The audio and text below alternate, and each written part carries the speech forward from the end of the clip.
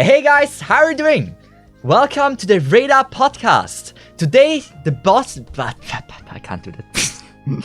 I'm so cringe and scuff. I hate to do introductions. No, you did great. Hey guys, how are you doing? Today, why am I doing this? This is such a bad habit. Every time I start something, I want to say welcome as well. It's like such a habit that I do that. Hello, Hey guys, and welcome. Everybody, welcome to Radar Podcast with the boys. Is that where I say my name? Yeah, this is probably where you say your name. Which one? All of them. Whichever you want. I'm Paul Horisu. This is making me laugh so hard. I'm not used to be a host. I've never heard him be so unsure about something. Yeah, legit. Like, I don't know why. It's just like the pressure that you have on. The people hear you. I'm not used to that people hear me. So, what's up? My name is George. I'm 29 years old. Welcome to the Radar Podcast. Cecil, what's our topic for today? You may be surprised, even though I'm the host, we're not talking about feed. At least it is not on the to-do list. The plan was that there's a chance we are an anime podcast. And today's session is just about anime, everything that you can think about anime. Not hentai though, that might be another session in the future. Just anime. No way! Yes! The already third episode anime podcast. How amazing is this? Hell yeah. I love it. Anime episode and Kaiser starts anime overreacting to everything. Wait, I mean, can't we just have like every time I say something like Yatta! Sugoi! No. No, Aww. If you want to yatta Sugoi, I suggest you hire a fangirl. Oh, speaking of which, have you messaged her, Cecil? No, I haven't. I have not messaged my childhood girlfriend, or not girlfriend, childhood friend yet. But it might happen. If you press subscribe or click subscribe right now, then it might happen. Who knows? You know what? You can press that button. I'm gonna cast doubt on this. It's gonna we're gonna have like a stream count. This is stream number 1. I'm gonna write this on my list here. Stream number 1 where Sissy hasn't messaged her. I need to find a paper. You will never be able to prove it if I did. Trust me, we'll know. Yeah. But I think we can start. And this is a good segue because my question to you guys, the first question of the day. Do you guys watch anime? Not anymore. Completely I've not? never seen an episode of anime in my life. Okay, great. That was the anime podcast session. We're done now. Apparently no one watches anime. I'm the only one, so that was great. Nice session. You could have asked us first, goddammit. Yes. We just assume we watch anime? Excuse Exactly. me? What is this? Yeah, I'm sorry. I thought like you would, like, because all of you are like anime girls, but I was wrong, okay? He has a point. See, the thing is, I've watched a lot of anime, and then I made the fatal decision to start my YouTube channel, and that's when I stopped having the time to watch anime. Yeah, I mean, you're going to As stupid as it university, sounds. I think, and Yeah, also doing university, channel, and chores around the house, so... podcasts as well, so it's Podcast probably as well, exactly. hard to find time for anything. Dude, a YouTube channel has ruined my anime career. Legit. To fix all your issues, why are you not an anime channel? That would fix everything. I don't have good opinions. You don't need to. You know Dio's opinions. Oh, Dio has proven that you can have a channel with bad opinions. Oh, I can't wait for him to hear that. Yeah. Well, gotta roast where I can. But, well, seriously, I think Polaris is actually watching anime. That is, I think I have some evidence for that. Oh, you have evidence of me watching anime? Yes. Yeah, Ruby funniest moments. Yes. Oh, that's not you wanna? You see, if we start classifying Ruby as an anime, we're gonna have to start classifying Avatar: The Last Airbender as an anime, and then we're gonna have to start classifying Cory in the House as an anime. I mean, I have to say, I still think Avatar should go into the category anime. Okay, that's a whole different discussion. That's maybe too difficult for the beginning. But yeah, let's just start off with something easy. all of you have watched anime at a certain point. Very sure. So, how did you start and when did you start? Or maybe you two go first, because my story is very short. Okay. Okay, I'll start with mine, I guess. We had a channel on TV called Animax, which had anime on it. It was all English dub, because it was TV for everybody. The channel died because anime, is not as popular as it is today, but it got me into it. I watched things like Angelic Layer, Dot Hack, Legend of the Twilight, Bleach. Good times. And I don't know how old I was, I think about like 10, so 15 years, of anime on my belt. Nice. That is crazy. Actually, now that I think about it, it's around 15 years for me as well. Like, I was 5 when I first got into contact with proper anime, because they played Spirited Away on TV, and I watched it when I was like 5, maybe 6, and I watched up until the point where the main girl's parents turned into pigs, and that left me beyond scared. Like, Yeah, I was so scared as a child. It has genuinely given me a fear of the movie. I have tried to rewatch it like in 2020, I think, and I couldn't because I was so scared of this bullshit. No, I'm sorry, Studio Ghibli. You guys have done amazing stuff. I think it's Ghibli, right? But I'm not gonna watch that movie. Yeah, That was my is it- first ever Are contact. you telling me you've never finished watching Spirited Away? No, get away. Because you have a childhood trauma based on pigs due to the movie. I mean, not based on pigs, based on parents turning into pigs, fam. Yeah. The thing is, like, the pigs were so well animated and so disgusting. I also was very scared of that. Mate, I'm getting the shivers fucking thinking about it. It's horrible. It was so dark outside as well. Oh. Yeah, I have to say I was scared of that as well. Like, really, that was still a trauma. That I remember this so well. That's not a good sign. So then, the first time I actually watched anime and didn't get the trauma was when I was like 10 and watched Pokemon, or like 9 and 8, right? Mhm. And then for a very, very long time, I did not watch any anime. Because I was like, I wasn't one of those people who said weeps are cringe or whatever, but I just didn't feel like watching that sort of stuff. So that changed when I was like, I think 16. It was in I remember everything vividly. It was around spring break in early 2017, which was when I was 16. And a post on Instagram was recommended to me of a character called Yona from an anime called Akatsuki no Yona, or Yona of the Dawn. And I don't know why it was recommended to me, probably because I was looking at like general art and stuff, because it was a pretty cool drawing. And then I checked out the show, and if we don't count Pokemon and stuff like that, then Akatsuki no Yona, which is a shoujo anime / manga, it was the first proper anime that I ever watched. So that was the first time I actually watched anime. Is Yona the one with Is Yona the one with the samurais, or the one with like a black robe person that has like a skull? No, it's the princess. main character is this girl, this princess with like red hair.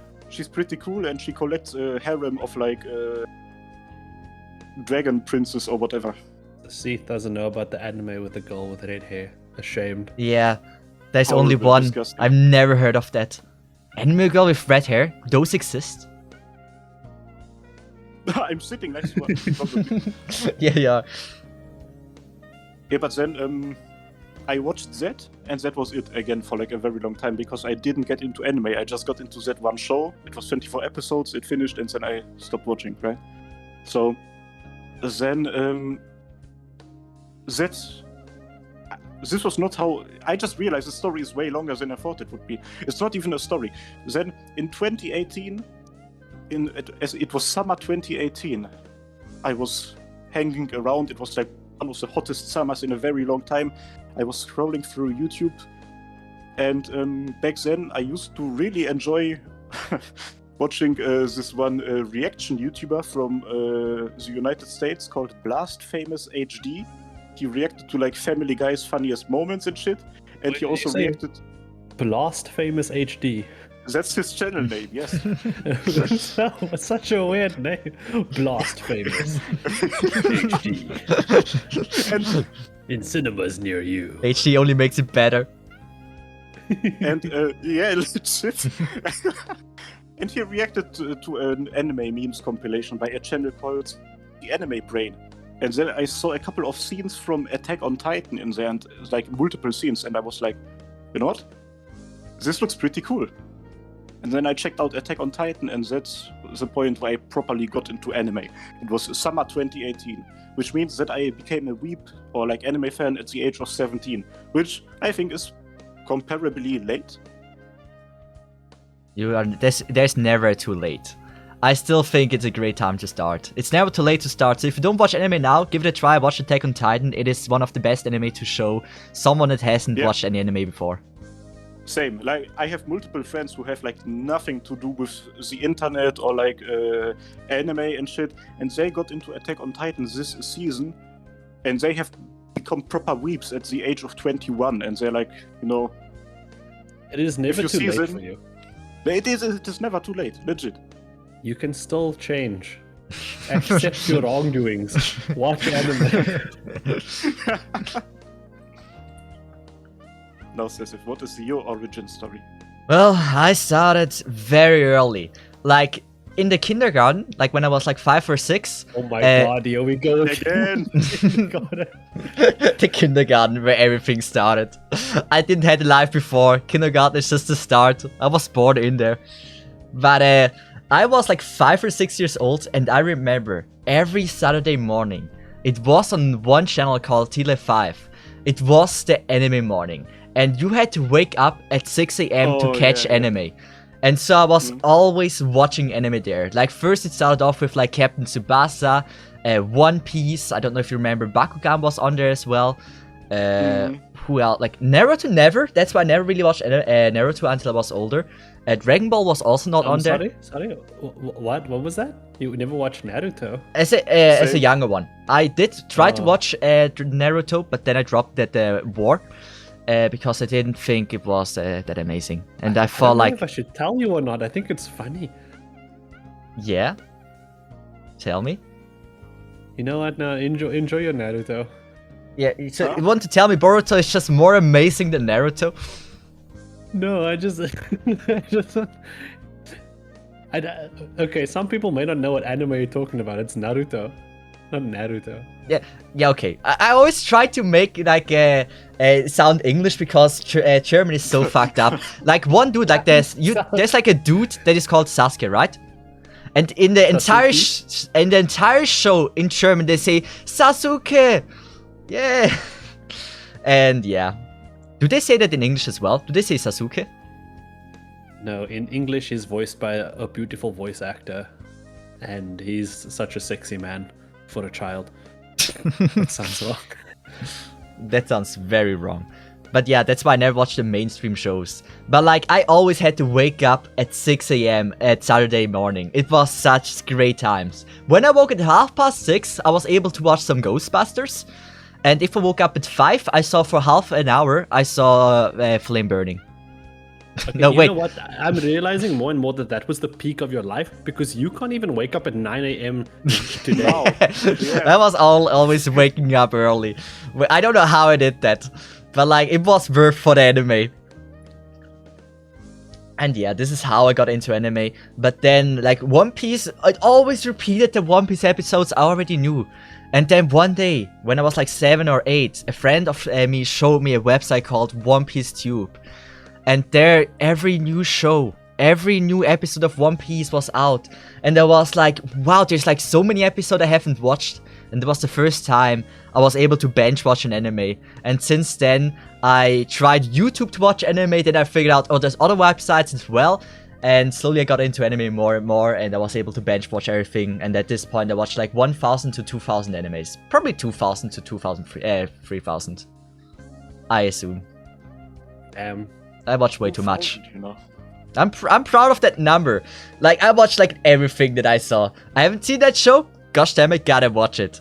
unless it's something that I was super not into. But I'm proud of the amount of anime I watched. But I think now it's slowed down. Now I really only watch the ones I think like, oh yeah, they're amazing. I know this is a kind of an extension to my story, but around when I was like 13, I don't know, maybe 12, I think this is the moment where I not just really got into anime, I gave up on Western kind of shows, because to this point I would watch like everything equally. Like I would watch Western shows, anime, and all that stuff. But it was when I was around that age that I watched I think I watched Angel Beats. Like I was watching other things, No Game No Life, all that stuff, and I watched Angel Beats, and I felt that so hard in me, right? Yeah, And yeah. I could never, I never like felt that from like any Western like media, any Western movies or series and stuff, and I didn't understand why. And so it was at that then and most of my teen life, besides watching Spider-Man movies and like certain things like certain shows, I kind of just gave up on Western media entirely, like normal series and stuff, and I just kind of stuck with anime because it hit harder for me personally. I completely stopped watching normal TV shows, like after I discovered that there's like anime on the internet, that you don't have to watch TV and see ads in between. I mean, I have to admit, I dropped Western media before I got into anime, because, or like, I dropped German TV and the stuff that you see on here because our TV is just fucking shit. And like, I never was really into movies as well, so I was just gaming every day and watching YouTube videos. Like, YouTube was my main entertainment before I got into anime. Look at you, Fortnite gaming. Fortnite gaming, epic. But I have to admit, Fortnite gaming HD. The cube is at Loot Lake. But it's great what Clarissa talked about, because this would actually be my very next subject, where Angel Beats impacted Clarissa a lot. But my question to you is, which anime has impacted you the most? Oh wow. It's gonna get cringy for me. Yeah, don't fear cringiness. That's how TikTok oh fuck, I shouldn't say this word. We said we're not using that word anymore. That's how the forbidden word media lives. So, Kaiser, tell us. Oh, I'm going through my list right now, and there are two shows that are like kind of two shows that are kind of important for me. Or like, not shows, because one is a combination of early adaptation as an anime in the 90s, and then the manga, because the new adaptation was shit. But I want to talk about the other one first, because it's really important to me. You guys have probably seen Planet and Planet After Story, right? Yes, we did. Yes. I knew that beforehand, because we already talked about it at some point.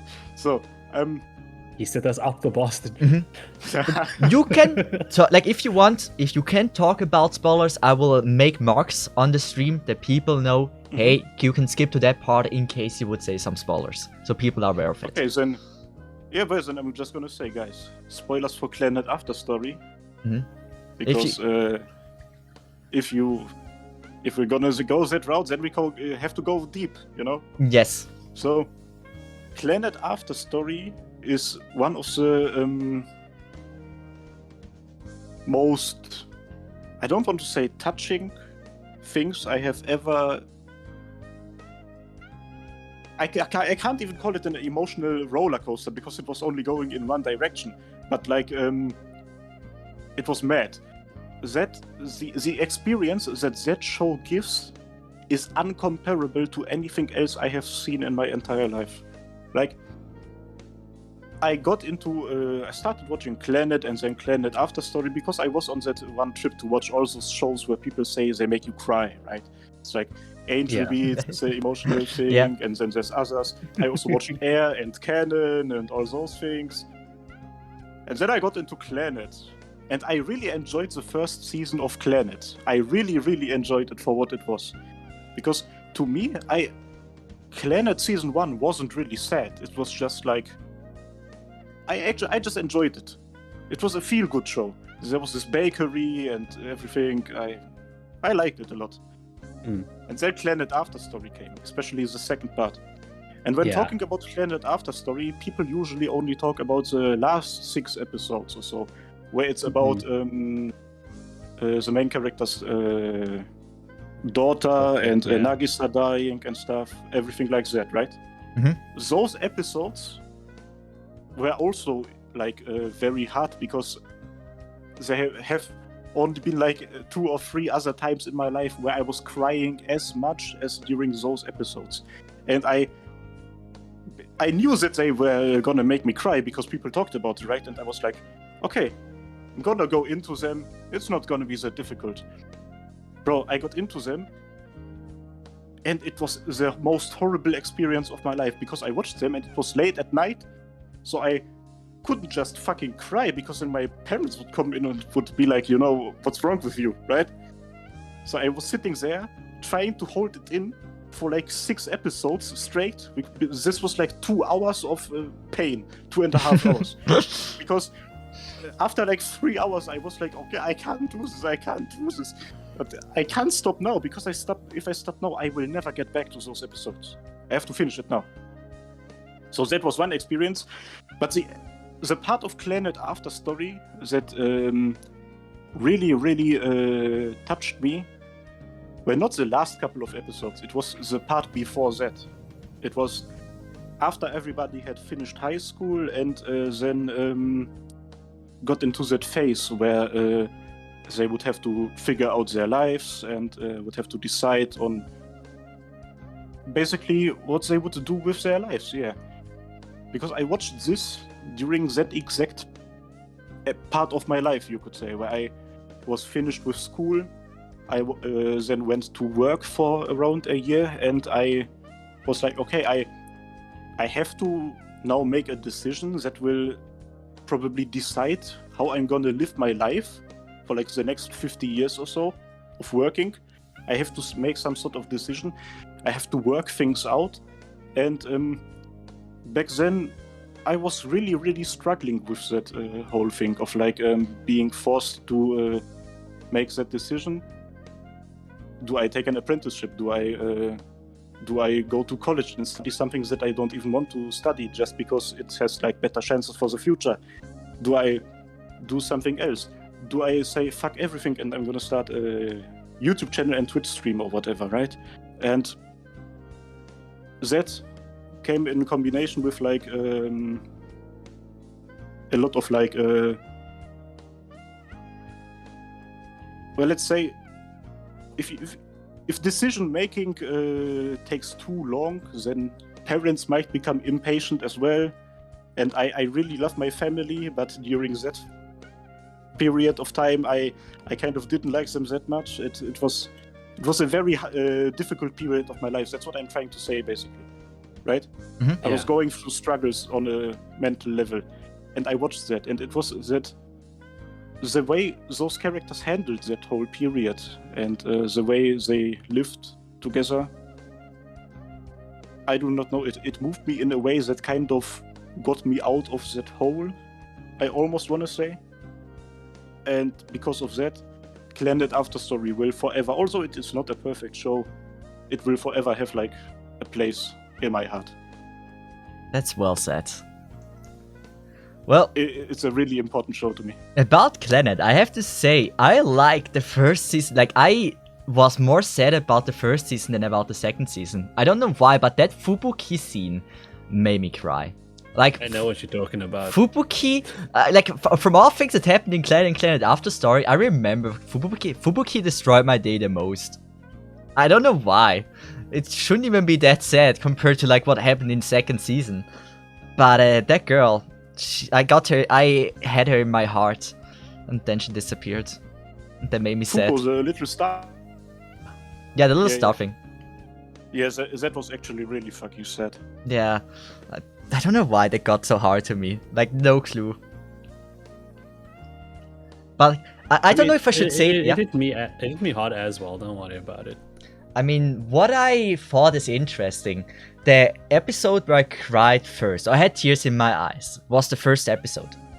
When the ending started playing. I had no connection to the show whatsoever. The ending started playing. For no reason, I had tears in my eyes. I don't know why. Maybe because of the subtitles or the lyrics of the song, but it made me sad. I don't know why. Bro, the Planet ending, the Dango song is something else. Yeah. I do not know what it is with that song, but I'm not gonna say, oh, every time I'm listening to it I'm crying or something like that, but it just kind of makes me feel things, and yeah. A lot of people talk about anime openings, but like we should also respect so many good anime endings. Yeah. There's the Dango from Clannad. There's the stuff like Hello Shooting Star from Assassination Classroom. There's and one of the best ones is the ending song of Anohana. I don't know if you guys heard that. I know well. Yeah. But also, like, for example, what is it called? Vinland Saga, the ending of Millet, which is called Drown, is also amazing. Like, there's a few songs that are worth listening to, and they are in my playlist. Larissa, have you made some sort of experience with Clannad? Clannad, yeah. I mean, that was legit after Angel Beats. I was like, I was telling my friends about it. I was like, this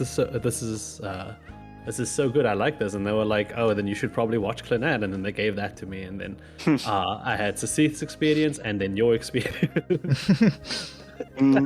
So, no, having anime hit out of nowhere like that is, I think, one of the best parts about it. Yeah, I mean, that is the anime that impacted you the most, or is there another one, Risa, for you? For me, I don't know. Impacted me the most was like Angel Beats. Like really was the one that like shifted like how I understood anime, because I mean before then I was always like I just thought it was like really cool and everything. Like you had concepts like Tata Legend of the Twilight that I liked, and then you had like things like No Game No Life that I was like, oh, anime is pretty cool. I really like anime. It's fun. It's different. And then you had. I was then after Angel Beats served a train of pain. I had Angel Beats. I was given Clannad. I really felt Toradora back when I watched it. Toradora, I watched it. What do you feel about it? I just get it so much because I don't know. I was also at the time a tall. A tall, like socially distant guy who was in love with a small, violent, wavy-haired girl. So I don't know, maybe it's closer to home for me personally. Yeah, that's the thing. Sometimes you just watch something and you just think that the show was perfectly created for that one situation that you find yourself in as you watch it, like that. Your Toradora experience, and is that one part of Clannad where it was about becoming an adult, growing up. I watched it right as I got through that period. It's weird. It depends. It depends a lot on how hard the show hits, depending on how or where your life is at the moment. Like if something happened and then you watch a sad anime, that can F you way more than if you're just having like the greatest time of your life and then you watch it. Yeah, true. But I mean, I don't want to just talk about like anime that made me sad because yeah. I mean, it's impacted. It's not. You don't have to talk about anime. That's what I'm saying. That's what I'm saying. I'm gonna get onto that. In terms of impact, I do want to talk about. Okay, I know this is also a kind of sad anime, but what I mentioned earlier that I like about anime is you don't kind of know the angle they're always gonna go with things, right? Well, I mean, I guess a lot of anime got cliche these days, but back then, like, you didn't know what to expect. Things felt different. And the anime that really got me was Madoka Magica. Like, that flipped a whole 180 on me, like, from what I was expecting. And, like, I think that's the thing I really like about anime. You don't know. There's this always kind of thing about it that's like I don't know, it's always gonna get you at some point with something. And I've never been angry, but again, I don't know if I mentioned this before, but Shield Hero made me angry the entire way through it. I was so angry. Like I'm glad that I watched it when it was all out, because if I had to sit there week by week, I would have broken something. But I was sitting there 25 episodes just pressing next, just going, I have to know. It was weird. I don't know what angry feels like, so that was weird for me. I know the feeling, like when you hate a character so much you would like to punch him in the face. And I think her name was something with M, Mirin or something. And I had that feeling when I saw this red hair girl. So that was a really cool feeling. Yeah. Her name, the one in Shield Hero, right? Yeah. Her name is Bitch now, isn't it? Yeah, its official name is Bitch. Let's just go with that. To be fair, me and my friends were calling her bitch Hime before. I probably think everyone did. But like for me, the one anime that impacted me the most, I would say, is like Riso talked about it a lot, but it's Angel Beats. Like for me, for sure, Angel Beats made me a different man. Like the emptiness I felt at the last episode was just different. And like all the music was amazing. Theme of S's, My Soul Your Beat. When Yui sang the song My Soul Your, what is it called? My Soul Your Beat. It was just amazing. Yeah, it was freaking amazing. And it's just, I've never felt this emptiness. Like it was the start of the day, and my day was ruined. I just couldn't feel happiness anymore. I couldn't feel happiness anymore for the entire day. Like, when you guys talk about Angel Beats like that, because I've obviously also seen the parts that you really liked, or like that are really important to you. Are you talking about the entire show or just about the last episode? No, the entire show.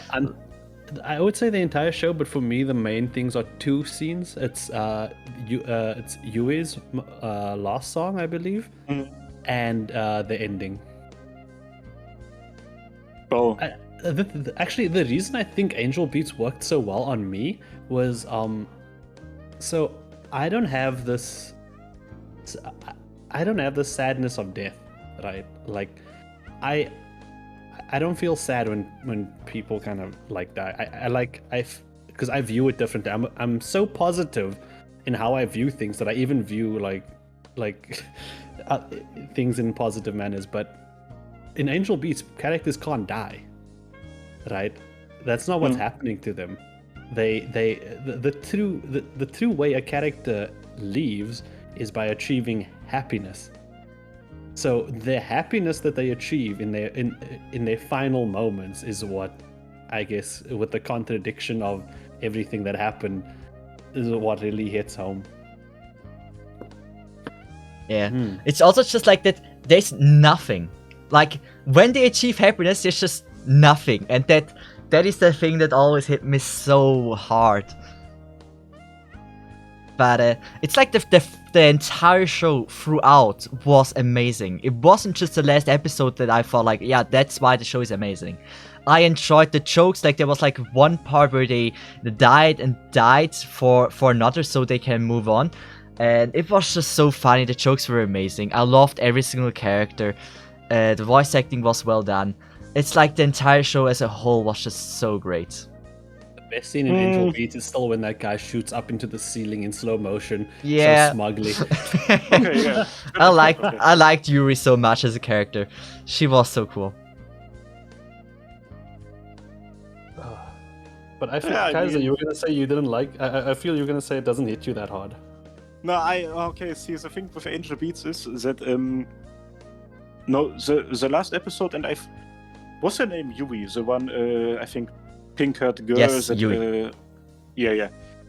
Those two things, the last episode and her like achieving happiness or whatever, those were very like strong scenes. I appreciated them, and I also got the same vibes as you guys. Like the last episode also left me speechless. I was literally like, oh wait, no. But throughout most of the show, it was mediocre at best. I don't know, man.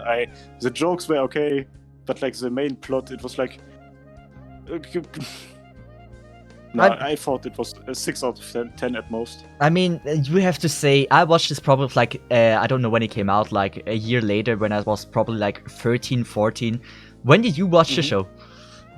I was 20 years old. Yes, so that is already like a big difference. Like as a younger 19, person, I was 19.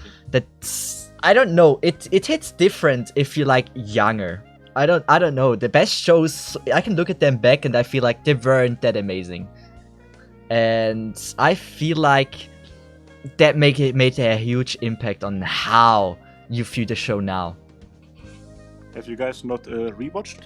I mean, I did like 6 times. It still hits hard, but like, I could rewatch certain shows which I have in my memory as being amazing that I would probably think now they're maybe just mediocre. Mm-hmm. I mean, yeah, I guess it also does matter when you watched it, because I also watched Angel Beats when I was younger, like in my teens. So, I don't know, maybe because it was, I don't know, it was earlier back then, I was dumber. Not that I'm any less dumb, I believe I'm still the same level of dumb. Yeah, true. Hey there, what's my feelings?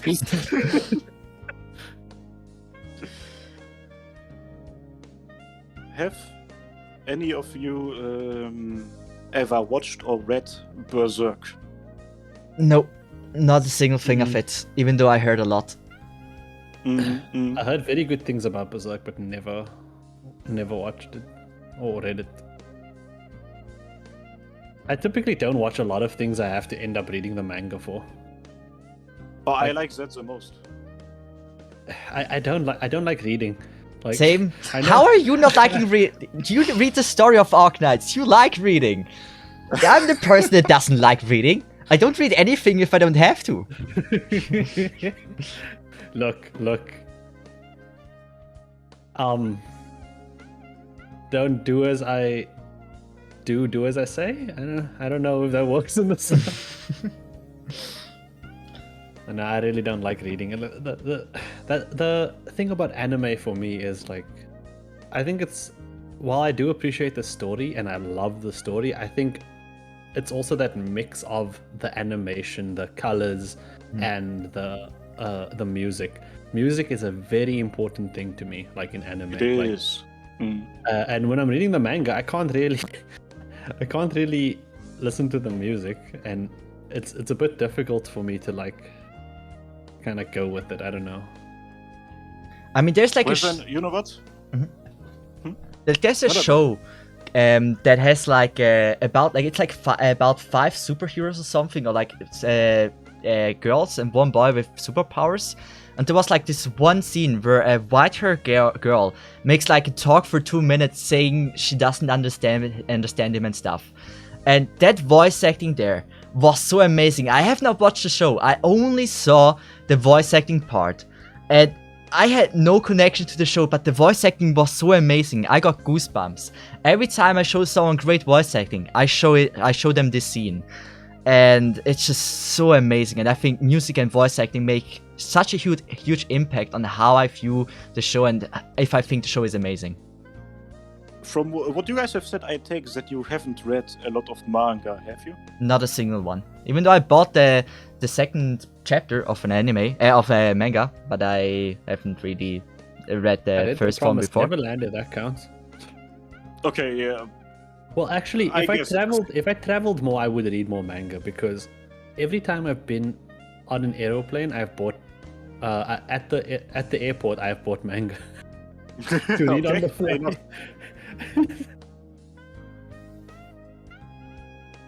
Okay, so I'm not gonna sit here and say that reading manga is better than watching anime, but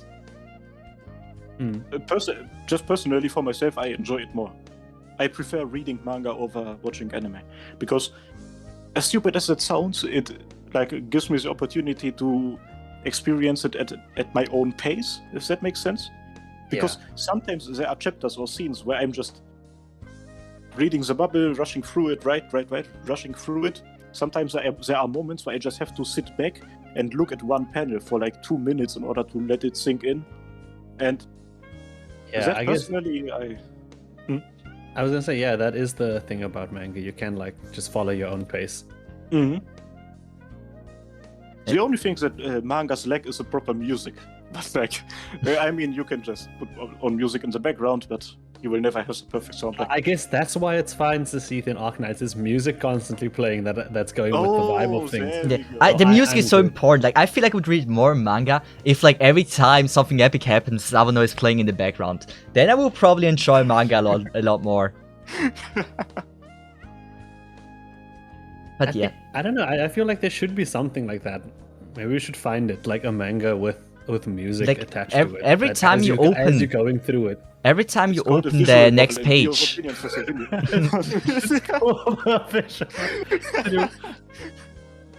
but like honestly, you I could mean, it's do not, that. but- Every time you open the next page, a different track that matches the current atmosphere is playing. It might destroy the image though of people that are reading it. Like, they have a different imagination on how people or character feel about that certain point.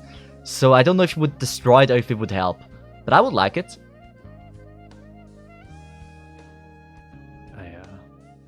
But let's just go to the next question, I guess. And that Can is... I Yeah. say something Yes, before you that? can. You can. If you guys need a challenge or something, if you guys, or not a challenge, I have to give a recommendation to the two of you, which is something. If you have never properly like read a manga or something, or if you have only read a few manga, this also goes out to every viewer. Read Berserk, the original manga. Go and read it. It's one of the best experiences you will ever have in your life. Like, I've said this to my friends a couple of times. If aliens ever come to Earth and they're like, okay, give us something that, like your most valuable piece of literature, then I'm gonna say, give them Berserk. Let them read Berserk. It's about struggle, it's about pain, and it's about going through struggle and pain. And that manga is perfect. Go and read it. Thank you very much. Well, I mean, I heard so many good things about it, and I will try it, definitely. It's just, if I end up being now a manga reader, I would have no time for anything else than reading manga. Oh, but it would be cool if I would actually fall in love with reading mangas. Because I can finally watch the anime finished that don't have an ending. Don't worry. Manga. For all those people who are converted to watch the end to read the ending of Bleach, it's happening for real. Yeah. I still have to catch up to the newest episode. Fucking Bleach. So, but my question to you guys is simple. We talked about this before, I informed you about this before, but what are your favorite ones? Your favorite anime? Planet and Berserk. I mean, the only issue with your question is that's kind of gonna link back to, like for Kaiser example, that it's just the same things he's been talking about.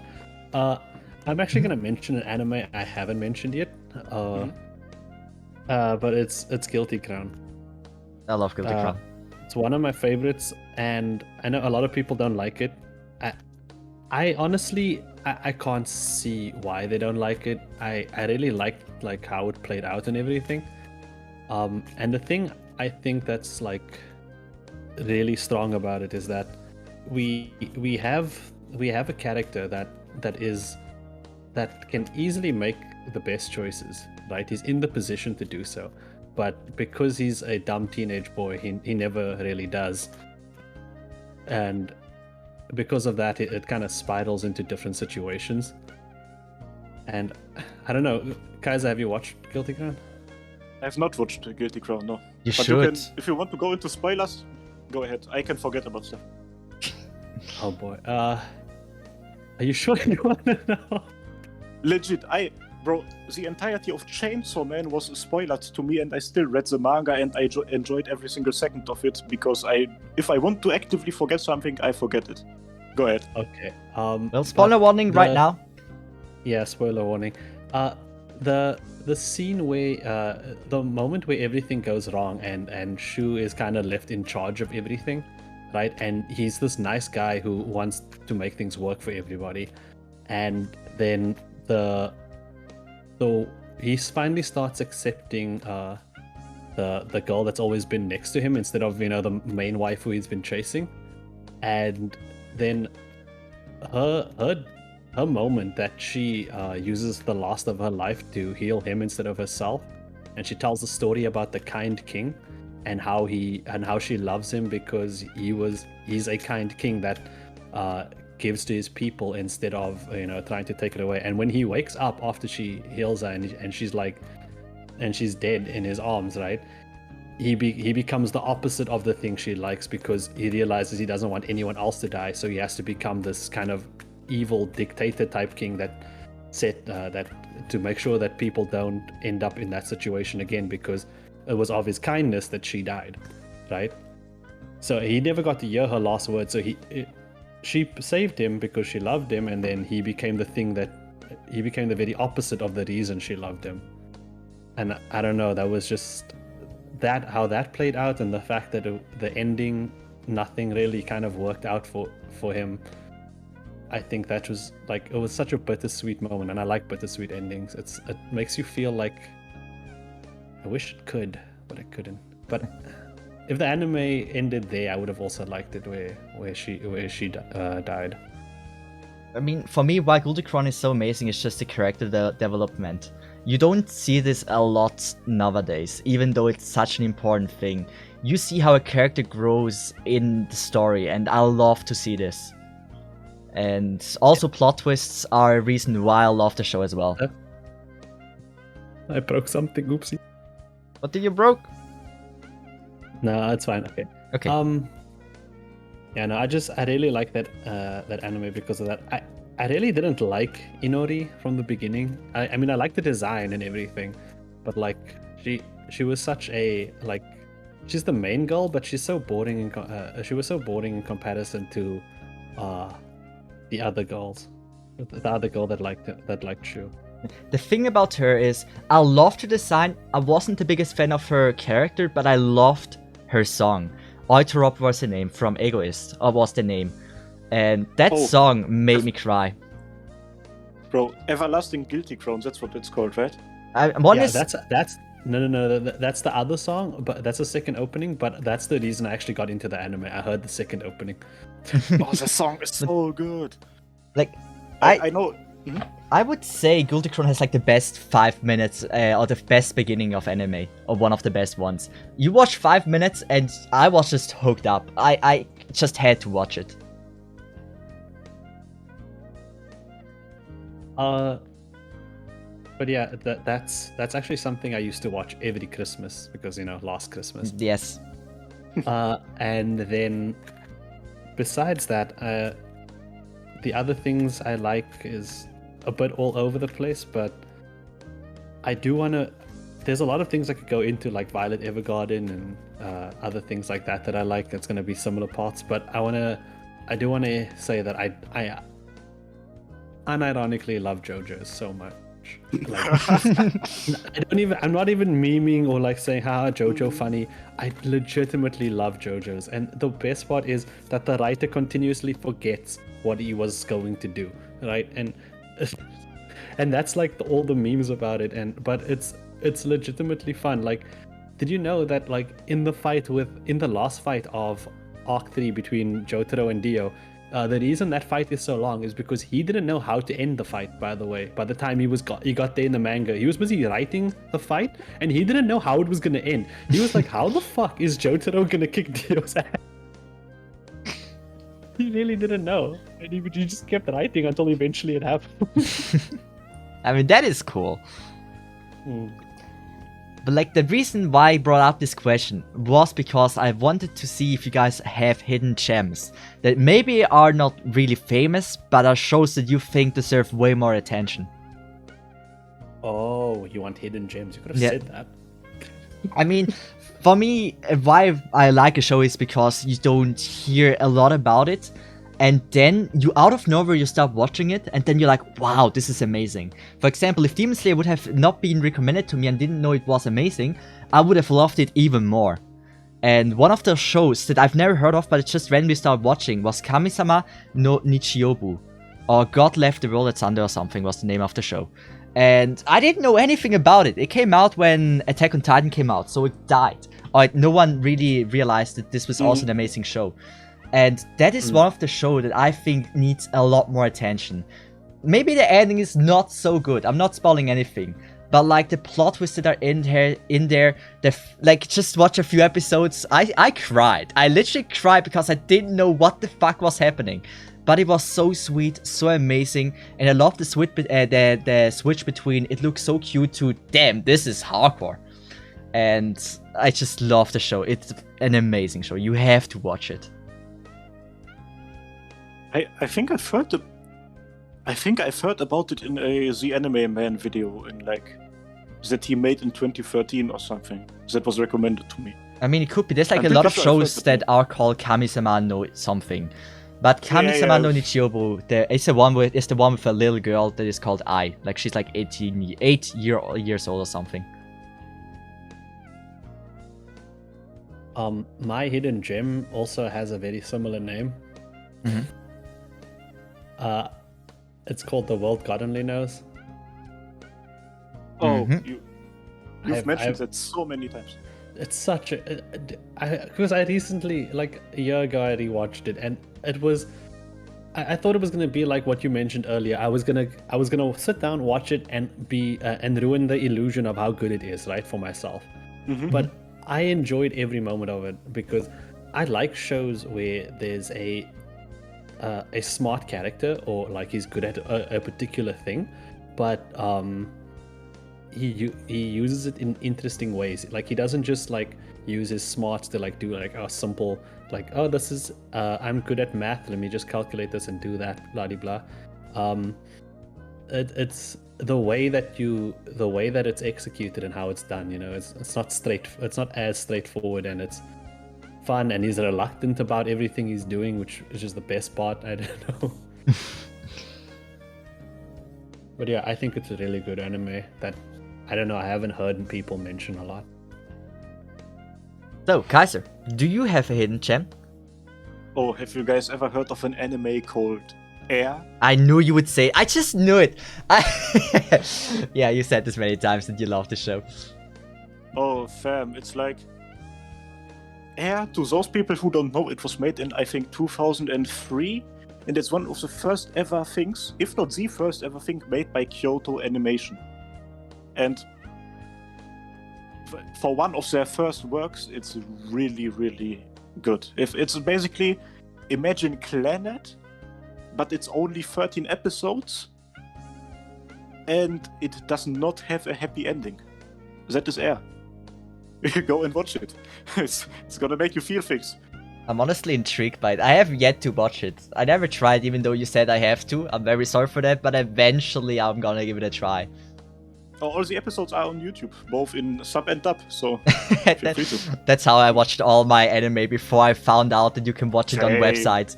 I searched everything on YouTube. So the Rate Up podcast officially does not condone any form of piracy or everything. But before I got into piracy, I personally would always watch anime over fucking YouTube reaction channels. That's what I would do. Because there are a couple of very handsome gentlemen on this platform who upload full uncut episodes with like full audio quality and everything. And my teenager ass thought, okay, then I'm gonna watch this, and it's basically like watching the show together with a homie who's sitting next to me. That's how I watched a ton of anime. For me, it's a little bit different. I always search my animes like all episodes German anime, and then I found like Tears, I found like Hina something, it's a really cool show. Angel Beats was also on there. And then the second option was, if it says like episode 1, you find like a 1-minute video. And in the description, you will find a link to like, what is it called? Not SoundCloud. What is it called? There's like one old streaming service, something with cloud. StreamCloud, something like that. and you always clicked on that link. It could have had viruses, I didn't care. This is how I found my episodes.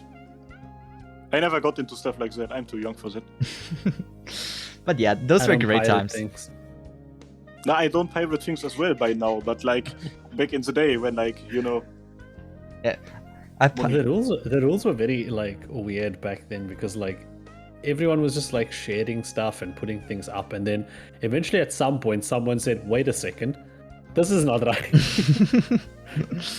And now we have good anime streaming services such as Crunchyroll, who should sponsor this stream if they ever want us to mention them again. Yes, I always used to pay. That I always sounded pay like for my like- 2000 animes, and I would really love to be sponsored by you. I think we'll promote you really well. Just in case you would hear this, we love you. We all have a subscription there, and we would like to recommend it to other people as well. Otherwise, I'm gonna turn into the greatest pirate again and find One Piece. Like, do you? That is the question. If you want to watch One Piece properly, do you technically have to pirate it? Probably, or you have just VPN and go on Netflix and watch it there, and then you may I have mean, not to get the- subtitles. I think he missed the entire joke I was going. Yeah, he did. I was trying to save it. I didn't make it in time. Ugh. That's the second joke that I've thrown that it's just gone whoosh. Like passing the ball to fucking Kuroko. He's just standing there with his hands and it just goes past him. He's like, oh shit. Guys, another hidden gem one could talk about for hours. ReZero. I don't should think- have I don't mentioned think that that's a show hidden earlier. That's not It's not a that's like the most It's one of not the a- most famous shows. It's not the hidden gem at all. I just wanted to bring it up. Well, I actually- should have brought it up with like favorite shows as well, because ReZero Yeah. definitely is like up there. Yeah, I think actually ReZero was a hidden gem. I think when it came out, I don't know if it was that popular as it is now. I don't know. Because I don't know. I think there was a few anime that when they came out were like overshadowed or overlooked and they weren't as popular. A Silent Voice, for example, was shut down because Your Name came out at the same time, right? And it basically overshadowed it. And then about like a few months later, A Silent Voice started kicking up and people were like, "Hey, this movie's pretty good. Why have we not been talking about it?" So it could be a situation like that as well, where ReZero just came out, but it wasn't that popular because I don't know, anime also just wasn't. Anime's become so fucking mainstream. It is. It really has. But Risa, just don't tell us your opinion about the Silent Voice and Kimi no Nawa, because we share the same opinion, I think. Which one is better? I won't say it then. Yeah. It's okay. I'm gonna trust that you're thinking what I'm thinking. I and know I'm not what gonna you're say thinking, and I agree with your opinion completely. Even though majority says the other one is better, I think that the other one is a lot more amazing. Ooh. Then, to keep it interesting and spicy, if you two had to give a recommendation to the viewers, what movie should they watch first if they haven't watched any of them? Which of the two? We would pick our favorite one, and We would both say the same one, obviously. yeah. But the one we can talk about, what is better, with Kimi no Nawa or Weathering with You? I haven't watched Withering with You. Okay, never mind then. Yeah, I never got around to it, sadly. I don't know if I should say it, but like both, I think there's better movies out there. I never really was touched by both of them. I don't know why. So what about you guys? Were you touched by Kimi no Nawa? A lot or not? I watched it like a week after Clannad After Story, so no. No, I can see that you watch Clannad After Story. You watch this, you're like, I see what they're going for, but I don't feel. I feel like Exactly. Clannad would break you for a while. You can't This is- really watch anything. This is the thing. I've tried to recreate the Clannad experience after I watched Clannad, right? It's not possible. It is not possible. I will never be able to cry again. I'll never be able to. Wait, Have I you would. watched have you watched Violet Evergarden? Of course I have. Ah, damn. If you watch the Before anime, Clannad. I recommend it as the Oh. hidden gem, Kaiser. You may have the feeling of crying again. Okay. That's I'm confident about that anime that it can make grown men cry. But I'm not a grown man. I'm just a man child. should we go into the movie subject and say like our favorite movies or the movies we think are amazing?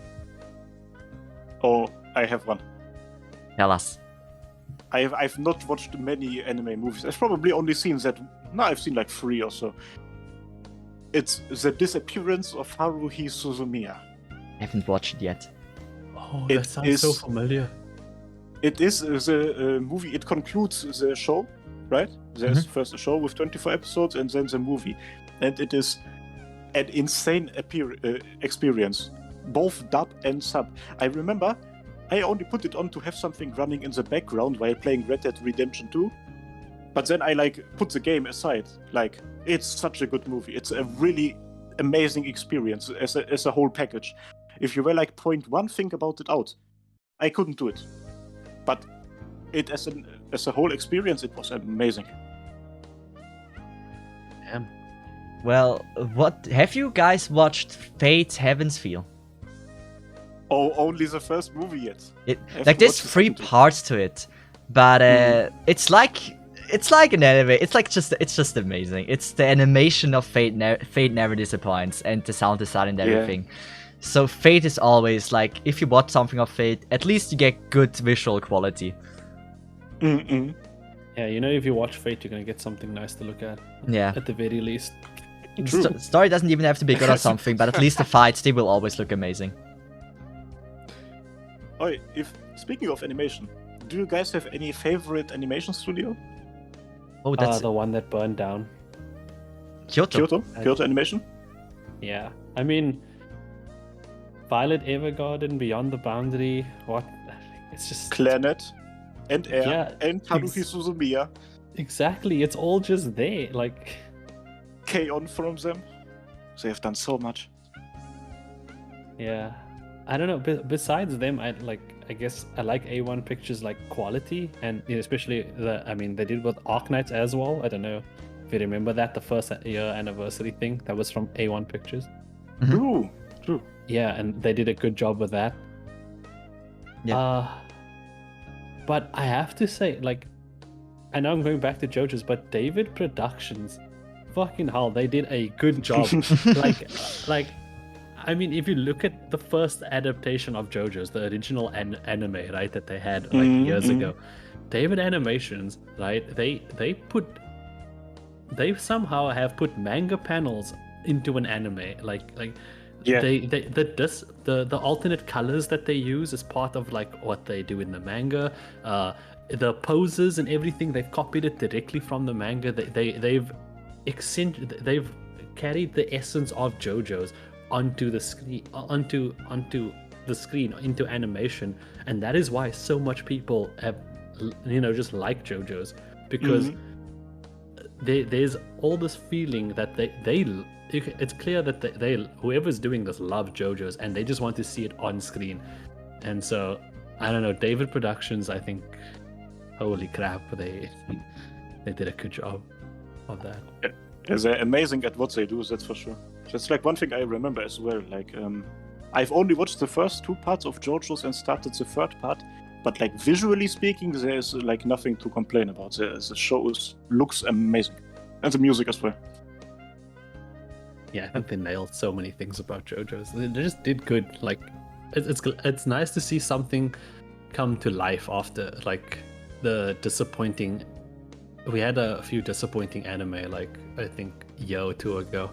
So it's very nice to see that there's an animation studio that loves the thing they're making, and they're making it. I mean, for me, Oh, yeah, sorry. No, go ahead.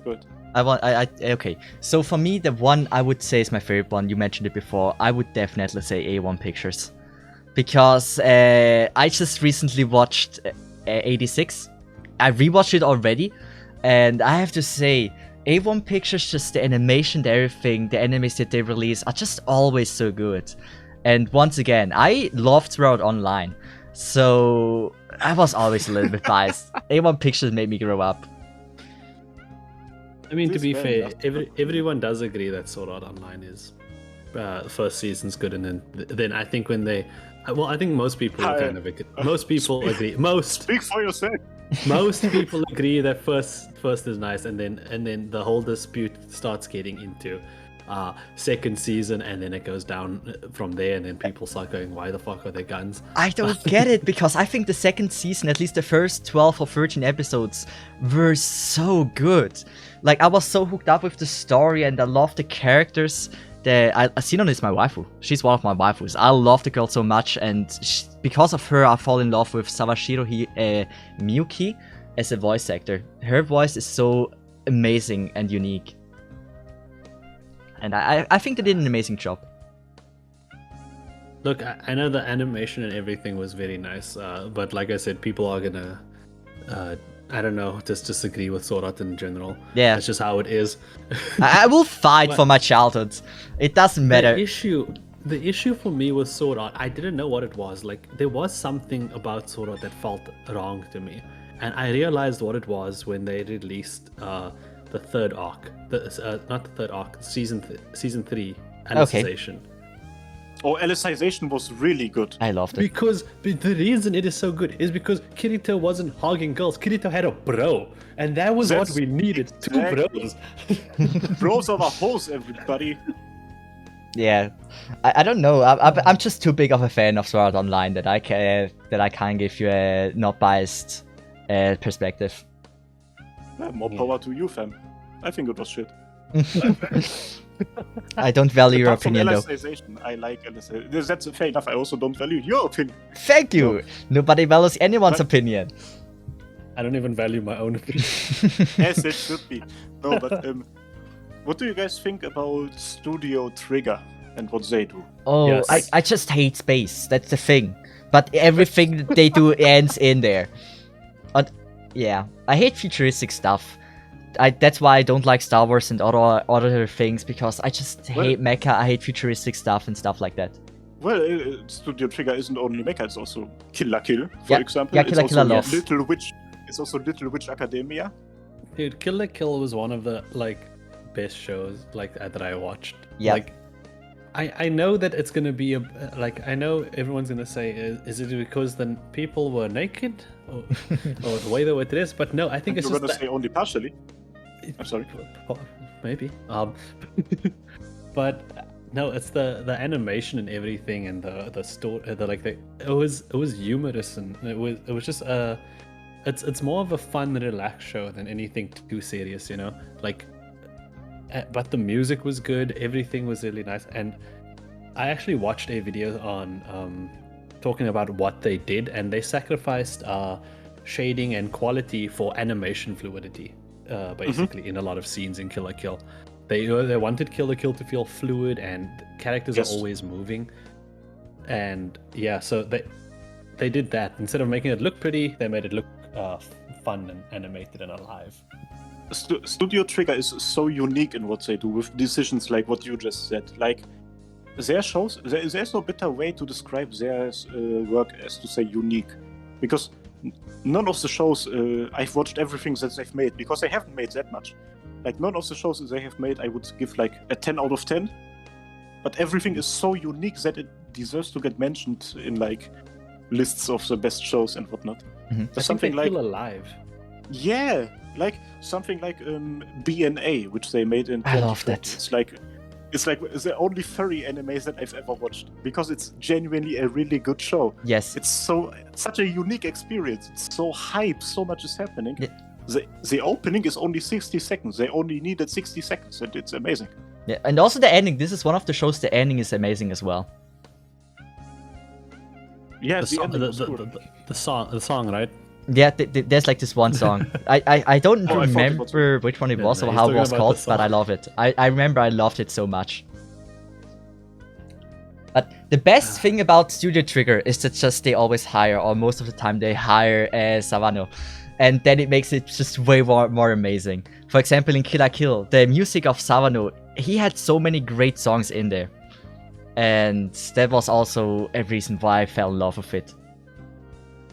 Yeah. I'm sorry that I always say the same thing, that I love Sawano, but I really do love him. For example, yeah, never mind. I'm not going too deep in there. I love that, okay? He's the reason why I could be gay. No, I'm not. But he made me love dudes. His works are too amazing. I can see the clip now. Sasith gay. I didn't want to say it that way. Comes out. There you go. But like, I just want to say, like, he is just, I love his works so much. Yeah, he's one of the dudes I respect the most. Yeah, like his music so much. Mm-hmm. Well, I just have a question. Do you have any more questions? I have, like, we're not even done with like half. We're like at 30% of fresh questions I wrote down. Oh wow. But we're not going through everything, definitely not. I thought we're gonna sway off a little bit, so that's fine. But we're gonna have a second anime episode then. yeah, we could talk about anime for like way too long. Anime too. Yeah. One question I thought like might be interesting. It's like one of those questions you heard a lot in 2014, like random questions. But you can be in one anime universe. Which one would you choose? Pokemon. Oh, for fuck's sake. Pokemon. Let's not count Pokemon, fam, because everybody would end up choosing Pokemon. No, why would you choose Pokemon? But no, I'm gonna explain to you, right? Every other universe is fucked, right? That's why we like them, okay? Because it tells stories that we cannot live through, and I don't want to be in any of those ones. Pokemon, at 10 years old, I can quit school. By the way, the new Pokemon anime in Journeys, it is canonically proven that school exists, by the way. The other characters go to school, but Ash doesn't because he works as a trainer at a laboratory, right? So fuck that. I can be done with school at 10. I can go on my journey and catch all the... I love animals, by the way. Like, I love them so much. So Pokemon, to me, is like just magical animals. Okay, one thing I probably should add is like, if I say in the universe, let's just assume you're also the main character. Let's just assume that. Then it makes it easier. Oh no, I don't want to be Ash. No, you're gonna be the better Ash, fam, because everybody could take his role better. Yeah, I think I also have to choose fucking Pokemon because I'm going through the list of all the shows that I've watched and everywhere people just die. It's like, stop watching shows that people die. Just watch Data Life. Like, I want to be the main character of Data Life. My life would be just amazing. You wanna relive your kindergarten days, but no, Sasith, you wanna relive. oh man, I'm gonna go to Rent a Girlfriend. That's gonna be fun. Hell yeah, that's an amazing show. You have with the an amazing option. manga. You have the option to go to any world, and you guys are choosing worlds. And okay, look, you are choosing a world where there's like barely any like magic or main big difference. Yeah. I mean, Data Life has some magic. Like, if I had to choose something that wasn't Pokemon, I would choose a place with like magic or something where we can like go on adventures together, like Konosuba or Konosuba's world is like, I know that Konosuba like messes around with a lot of things, but if you actually look at the world, it's quite nice. It's fun. I mean, yeah, sure, there's the threat of the Demon King's generals and everything, but someone's got that shit handled. Hell yeah, exactly. Also, there's Aqua, which is Vesper. I have to say, I haven't thought about the question enough when I wrote it down. Because, like, there's so many great things you can answer. Like, just having powers, like superpowers or magic or something like that is also something that I think would be very interesting to experience. How it feels to shoot a flame ball out of your hand. Maybe it feels good. Who knows? I mean, But it probably obviously doesn't feel good. Yeah. No, you finish first. No, it doesn't feel good if you get hit by a fireball in the face, you know? You can throw it, but you also have to take it, and I don't really feel like taking a fucking fireball to my face. But that's the thing, Yeah, like, there's animes that say, like, there's no feel of hurt. You don't feel hurt in any way. And if you go into a world like this, then it's just chill. Yeah, but there's always going to be something that they do. Like, if you, typically in anime, let's say a character can't feel physical pain, they'll give them mental pain, you know, or something like that. But, I think you'd have to choose like a world that's just like, I don't know. I think you have to think about the world more than the show itself in that regard, Yeah. right? Because we like Arknights, but let's go into the Arknights world. Never. Yeah, okay. Immediately, you have to move around. Like Arknight seems like a nice place. The characters seem happy and stuff sometimes, and you're like, oh, this life looks normal. But there's constant medical checkups. You have to constantly be taking that and the what is it? The almost like the tablets to make sure you don't get infected when you're like surrounded by the reginum.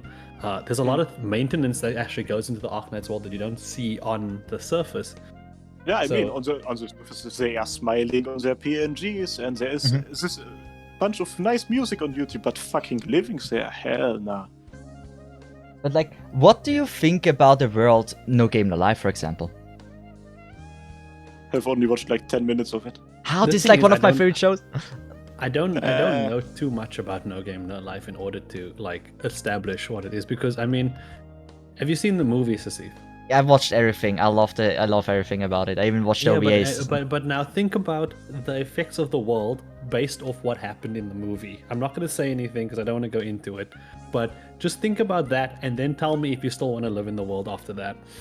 I mean, it's like just an interesting experience to be living there for like once.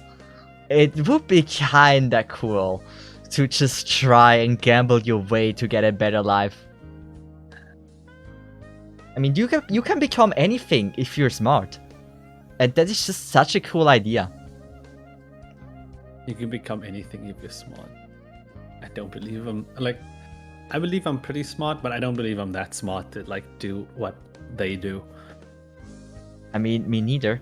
But it would be cool to experience it. I don't know. Hey Kaiser, you want to go live in Berserk?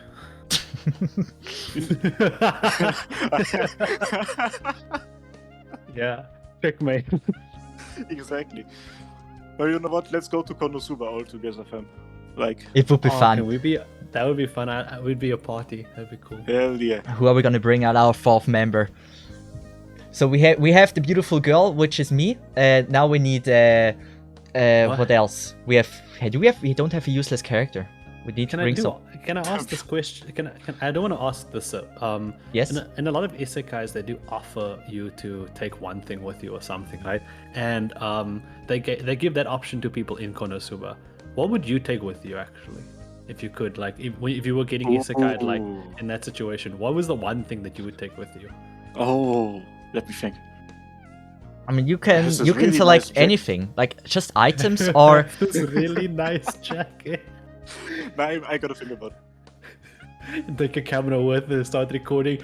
Hey YouTube, it's your boy in a different world. Man just got isekai'd, what up? I mean, the thing is, like, Konosuba is, for example, a world that you can bring the most epic armor, and if you're not cautious about it, someone can just steal it and you're left with nothing. True. I mean, to be fair, that can happen anywhere you go. But if you like wish for like your magical power is amazing, then you're better off than choosing like a sword or an armor that protects you. It has to be something that can't be stolen, like a tattoo that gives you magical powers. People can't cut off a tattoo, right? They can take your arm. I'm gonna put it on my throat. They can take your throat. But at that point, I don't have to care about losing shit anymore if they take my throat, bro. Like, yo, can I borrow your throat? I need to cast a spell for a second. I mean, technically, you can place it in a spot where people don't see it, and then they won't know it's coming from a magical tattoo. I can see that being a plot in Konosuba. I'm not gonna lie, a man has a magical tattoo on his ass. It actually is, yeah. Oh, that's a hard one. Yeah, something to think about while you're laying awake tonight at 3 a.m. because you're like, damn it, Polarisu, why did you tell me this? But I think my decision would be charismatic. That I would be the most charismatic person in the world. So I would get easily allies that won't betray me because they like me. Probably. I mean, you already are. Thank you very much, and so are you. But I honestly think this would be my go-to thing. Like, so people would never ever betray me. Because if you like someone, I mean, maybe it happens once or twice, but majority wouldn't. So being charismatic is powerful. I know I just talked about not really watching Western media, but I've been watching a series on Netflix, and people really like each other, but they've been betraying each other constantly because of situations. Euphoria? No, something else. I hear the name, and I think if you're talking about the show, I'm thinking. Then... Yeah, exactly. I've seen so many people in like Instagram comments was talking about Euphoria, and I was like, wait. Not that Euphoria, right? There has to be another one. Yeah. I mean, because of that show, Euphoria, the word is just fucked up for me. Yes. Yeah. But yeah, Riz, what would you bring? What would I bring? Yeah, you asked the question. Please think about your own question. I didn't think about it that hard. Like, okay, you want to know something weird? When you first said it, right? When you asked me just now, my head thought about something, and then it said no. So I thought, my head was like, okay, why don't you just bring your phone? And I told myself, no, that's stupid. I can't charge my phone, right? Yeah. And plus, I wouldn't get any reception. What would I do with it? And then my second thought was bring a rubber ducky, and I was like, why the fuck would you want to bring a rubber ducky? Oh, is this your second thought? I don't know. I mean, yes, his priorities. Yes, Kaiser? I would bring a dog. A dog? A dog. I want a dog. That would be cute, though. Bring a dog. Yeah, I want a dog. But they already have dogs. You don't need to wish one. You probably can just... but it's... Man, I just want a dog, fam. Why do you want to ruin this for me, Cecil? I don't know, because you can have the dogs and cats. Without him wishing for them. Are we wishing or taking something with us? Wait a second. Wait. No, I thought we could... I don't have a dog, but I would take one if I could wish for one. Oh my god. What would be its name? Tell us. Castor. Castor? Really? Yeah. Interesting. So you already thought about the name. Now we're gonna give Kaiser to his birthday a dog. Oh. Imagine. Actually, that wouldn't be good because my landlord doesn't allow dogs in the building. You don't have to tell him. Just keep the dog's mouth shut. Just landlord doesn't want the dog, gets the dog, the landlord and the dog. Like send him that meme, but like, you know, dad and the dog, but like change the word dad to landlord. And then send it to him and just tell him, this could be us, but you're playing. But do you guys have another question about the subject, or is this can I go with the next white question? No, I like it. We left it vaguely answered, and no one knows what exactly we want. I think that's the best way to leave it. Go to the next question. Thank you. I mean, I wish I could give a good answer, but I genuinely don't know. Okay, so sorry, I sounded sarcastic. I wasn't being sarcastic. But like, there's a question, or there's something we did last session. That is, the session was called our waifu session or something, right? Like, that's how we started it. People do not know our waifus, or like our favorite characters. Even though it was our waifu session, we never talked about it.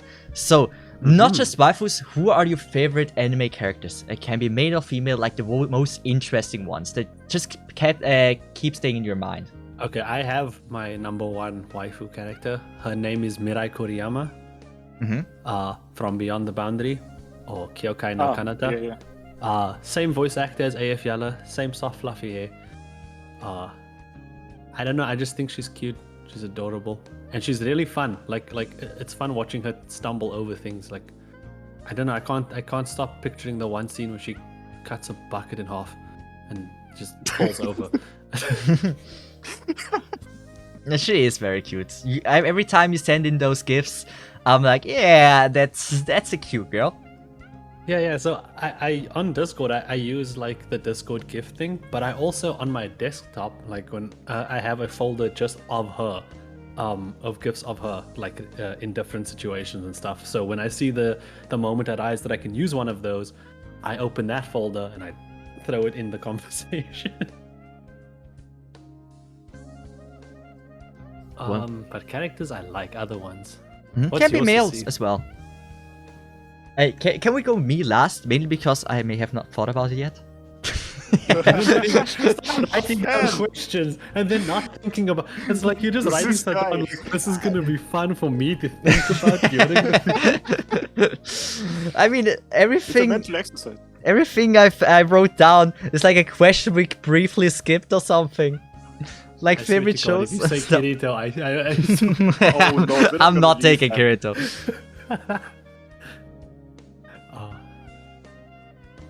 Oh. I know. Fuck. This is a tough one. God damn It is. I really should have thought about this one first, but it's more interesting this way. Kaiser, do you have something? Oh hell yeah! Like I personally, I have to say for myself, I do not give a fuck about waifus, so I'm just gonna say my most favorite character of all time in all of anime/manga media. It's the main character of Berserk. His would name have is guessed? Guts. Who would have guessed? This man, I only want the best for him. Genuinely, it's like, come on, bro. Now, please, this time it's going to work out. Oh, man, come on. This next time, come on. I just want the best for him, and yeah. Sadly, whatever. Okay. But like, what I just wanted to say. Personally, oh no, you guys. I didn't want to say anything actually. Oh, okay. I mean, No, I I, forgot I, about I, it. I guess since you want to go last, Steve, I do want to talk about two more characters. yeah, I feel like you're gonna bring the one I have in mind right now. No. So one of my favorite characters is Deku from Hero Oh, Academia. really? Yes, I know he's like, I know he's a bit weird and is a big crybaby and everything, but I felt a strong relation to him in the beginning of the show. Like, I had the same kind of dreams he did. Like, when I was younger, I also wanted to be like a hero and stuff, and I would be look at everything and tell my mom about it. And I grew up with my mom, because my parents were divorced, so it was close to home. And then Deku also realizes that he will never be a hero, and I also had that moment, because you can't really be a superhero in this world.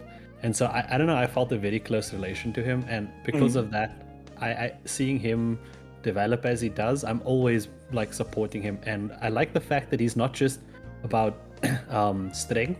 I do like a lot of characters that just push their strength to the limit as well, but he's also intelligent. His fights and anything he's in, he's always thinking about it, and he's always thinking, why am I doing this, what is this gonna do? And his priority is he's just got a good heart for saving people, and I love him for that. I think he's cool because of that. Mm-hmm. And my other character that I wanted to mention, very opposite. She just wants to cause explosions, and I love explosions. Yeah, good choice. I love Megumin. She's fantastic. I mean, I do have a few posters of her, a figurine, as well. So you have good taste, sir. I'm surprised you didn't say the dude that I thought you would say. I don't know if I should be disappointed. Which was? The dude called the what's it called? I gotta check it. It's from Zombieland Saga. The dude. It's because of his voice actor. So fucking. Yeah. Oh, I love his voice. Yeah, that's the best voice actor in manager. entire anime. If it comes to male voices, that dude is a king.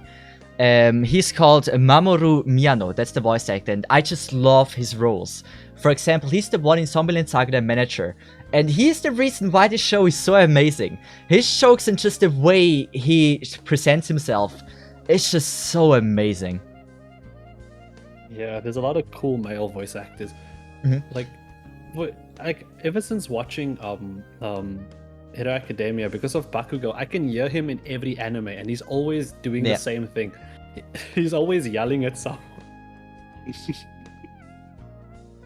The name of my dude, by the way, is Tatsumi Kotaro.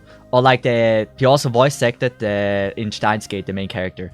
So Rintaro. Oh. That's that dude. And it doesn't matter which role he's playing, he does an amazing job. Yeah. So that's why I love his roles, and that's why I would say all of his male characters are my favorites. Yeah. Your favorite male character is whatever he voices. Yeah, that is just how it is. Like he That's always understandable. did amazing work. But like Tatsumi Kotora in Summerland Saga really stood out to me with the jokes and everything. And so I would have to say he's probably one of my favorite dudes. One of my favorite characters in all of anime. Can I give an Yeah. honorable mention real quick? Yes? Because I said that I don't have waifus. I used to have a waifu. Like, I became an anime fan, rather late, then I became a weeb, then I got into waifu shit. I speedran that whole stuff, right? Mhm. So, Yes. in 2019, I watched ReZero and Rem. I really Okay. liked Rem back then. I love Emilia. No. I was waiting to see if he was gonna say Rem or Amelia because I don't know. You Yeah. don't seem like a Ram kind of person. Really? No. The reason I say you don't seem like a Ram kind of person is because, especially when you watched it, I Mhm. don't think there was the second season yet, right? True. It was Yeah, only the and- first one. Exactly, and Ram isn't as explored as the other characters. So, and you, I know, like a developed character as well. Yeah. That's why I thought you wouldn't be a Ram kind of person. So I'm an investigator. Easy. it's private detective Risu. No, the thing is, in the show, I think it's a given that Emilia has to be like Emilia and Subaru will end up together, and I didn't mean like in the sense of like Rem is my best girl. I'm going to cheer her on to get Subaru, but like I liked her the most. I do not know what it is exactly. Maybe it was that one confession scene that that preceded the I love Emilia bit. That whole thing. It might have been that scene that like No. made it. Rem, I think, is a like we see that the coolest thing about ReZero is that we get to see different sides of things, right? Like we get to see new angles and everything. It's like pushing the like restart button at certain save points and going back and through everything again, right? So we get to see all these different sides of characters, and Rem, I think, had like a lot of screen time because of the situation. Amelia almost feels like kind of bland sometimes because of like She does. because it's just like I don't want to blame her exactly. I kind of want to blame the fact about how things went, because she is always put on this pedestal by Subaru, right? So because we following his journey, we see this we don't see her for like some time, or when we do see her, it's always this high built up thing in his head kind of stuff as well. So I don't know. Rem.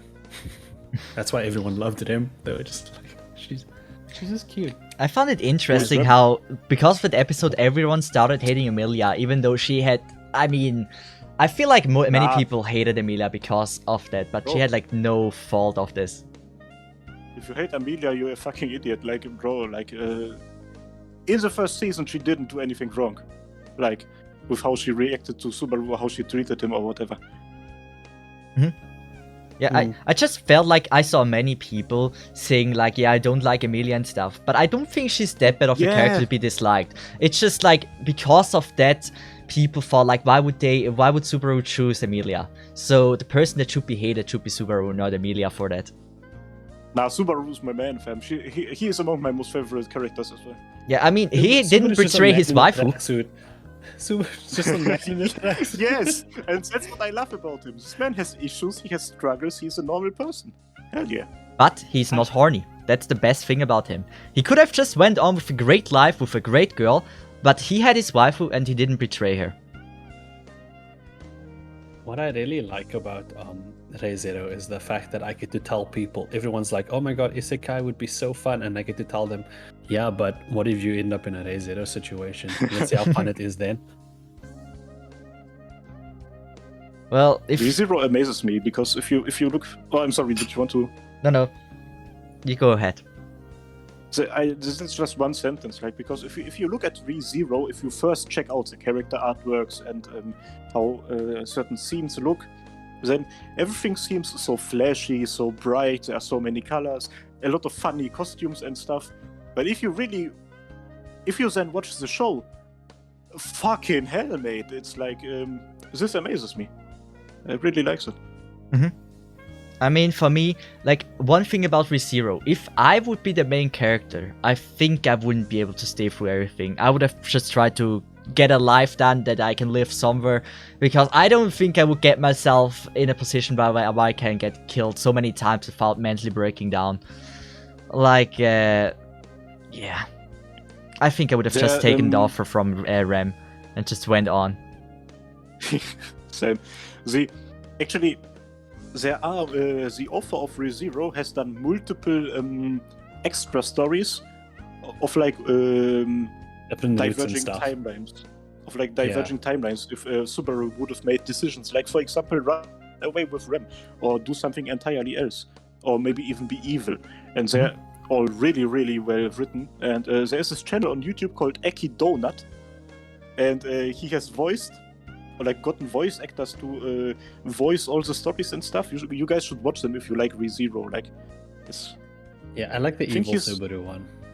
Yeah, like most of them are, and it's genuinely dark. It's not like, oh, I'm the quirky Demon King. No, Demon King Subaru. No, it's properly fucking well written.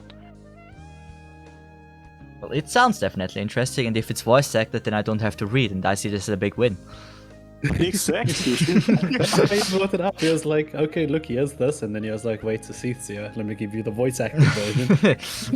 I like listening to voice acting. I'm not a big fan of reading by myself. If something is spoken Japanese and I have subtitles, I'm fine with reading everything.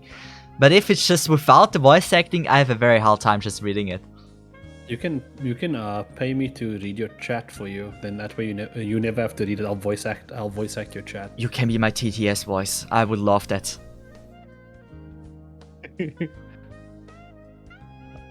Oh, that would be fun. But do you guys have any more characters you would want to just give them some showtime? Who you think deserve it?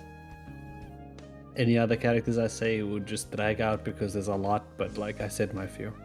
That is... Yeah, same. I have like many characters I like a lot. So, final statement: Aqua is best girl of Konosuba. Let's move on. Megumin.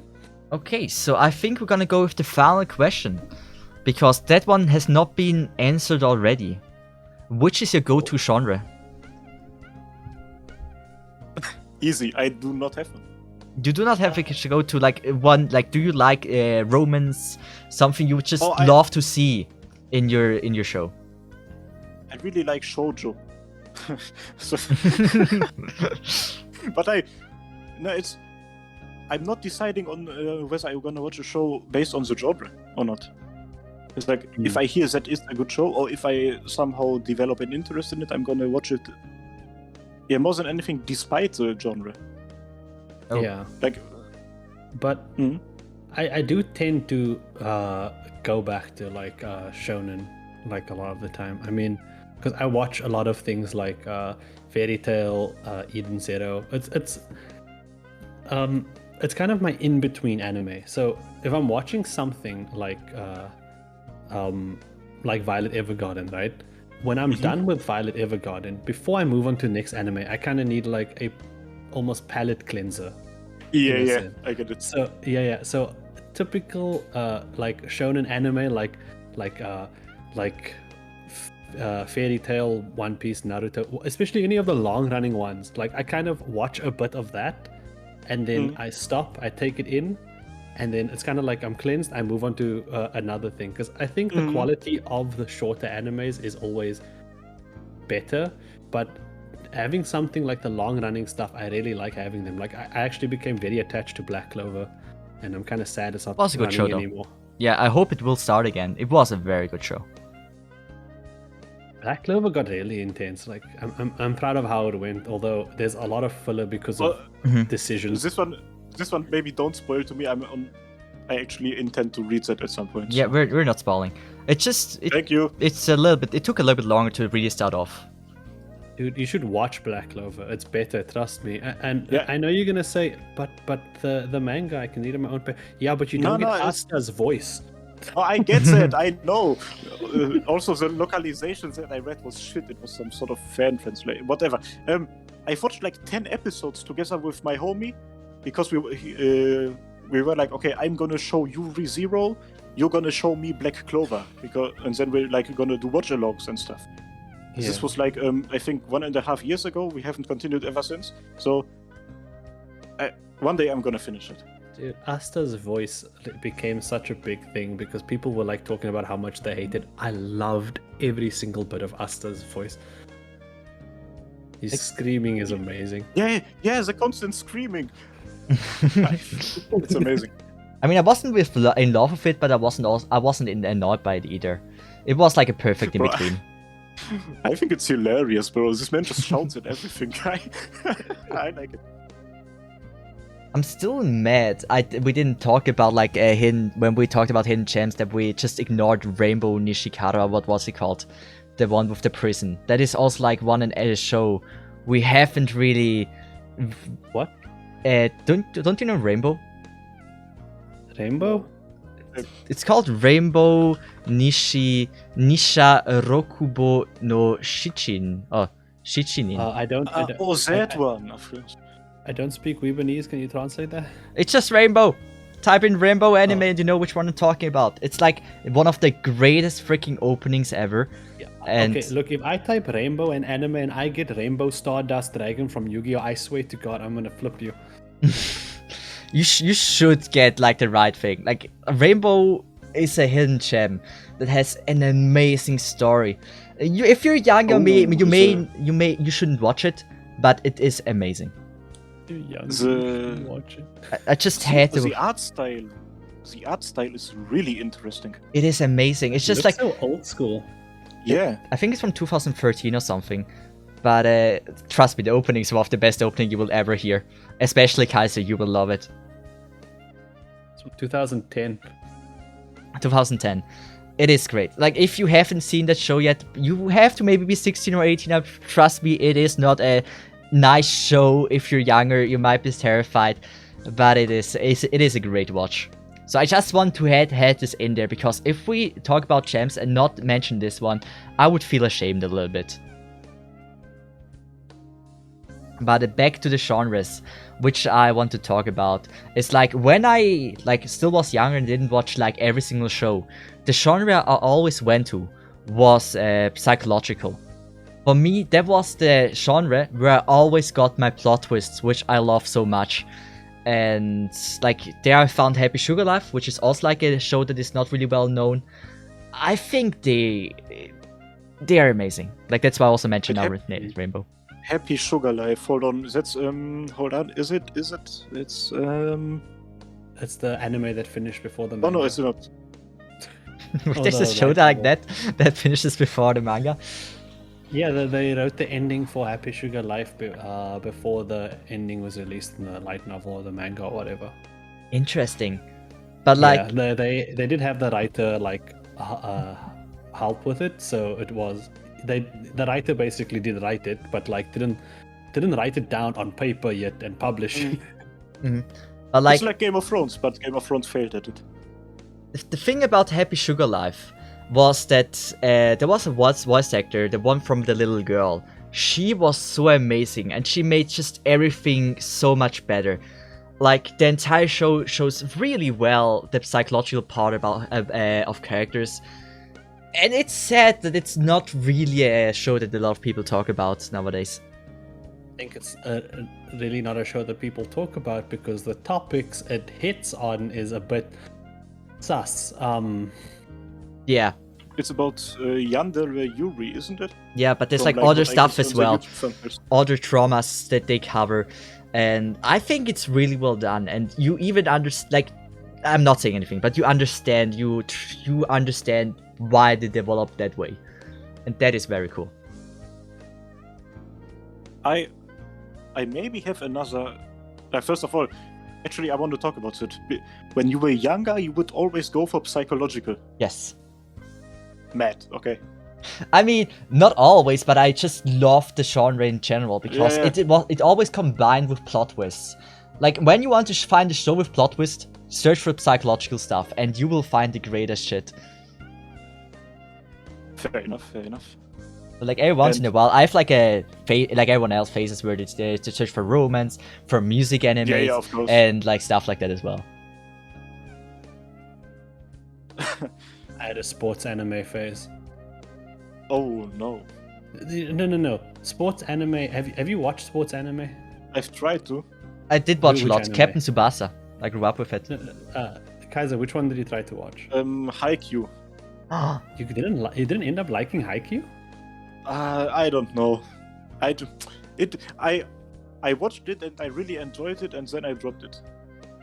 Okay, it's one of those situations. I feel that.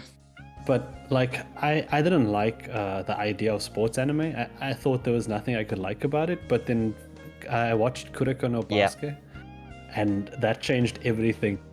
I don't know, it's gonna sound weird, but this literally changes everything. The thing is, I watched Kuroko no Basket, and trust me, I don't freaking care about basketball, but I just want to start with it. Like, this anime got me motivated to do sports. Like, Me and my friends played basketball after that. basketball is not really like a big thing in Switzerland. Like, yeah, it's just soccer, and soccer. Called football, not soccer. Yeah, sorry, it's football. But yes, it's like some sports anime just motivate you to do sport, and Kuroko no Basket is the one that motivated me the most. Bro, not only sports anime, like Berserk got me into lifting because I wanted to look like the protagonist. Hell yeah. Hitting the gym because of a manga. I mean, I did. I ended up hitting the gym now.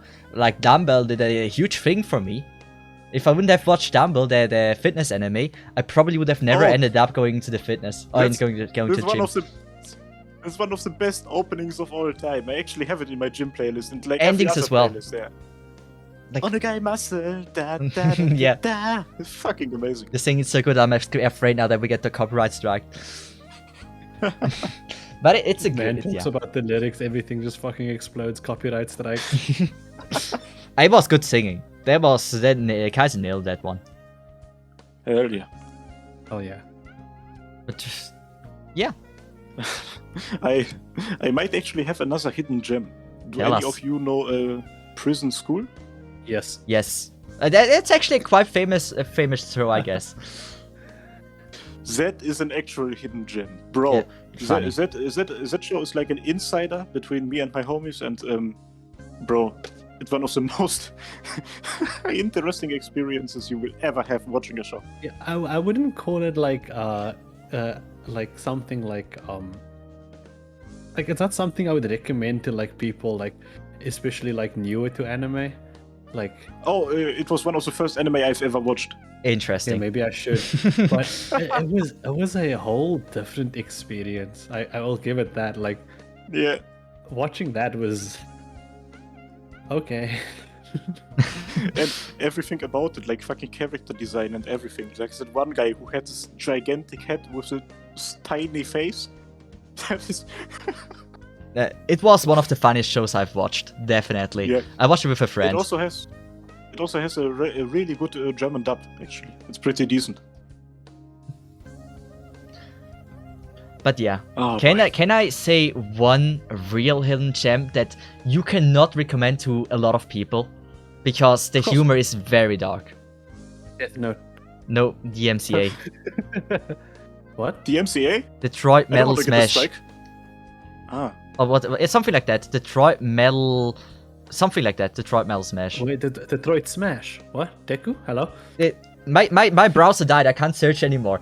What the fuck is DMCA? Isn't that like copyright strikes? It's actually not called DMC. Detroit Metal City. Now I know actually. Why? I thought it was Devil May Cry. Yeah, that's what I always thought when I heard the DMC. But it's actually called Detroit Metal City, this one. And it's not a bad show. But did we already start? Now it felt like I started. Have you started recording? Because that would have been perfect. Yeah, I started recording. Oh yeah, perfect. Then we started. Well, You mean we've always been recording? Yeah. There's been no time gap. Yeah, if you hear So see, differently it my doesn't voice with an sound oomph. different. I swear to God, if anyone says you're missing my oomph, then I'm gonna be really mad at you.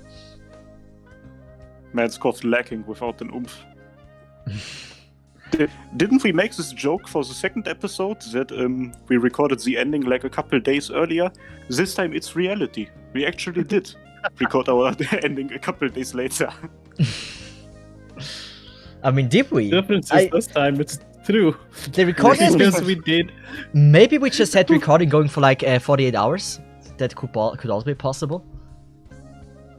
Rate our podcast 48-hour live stream. Yes, imagine. My throat Never. would be dead. Never. Oh, I would never say never, Kaiser. And you would really lose your oomph.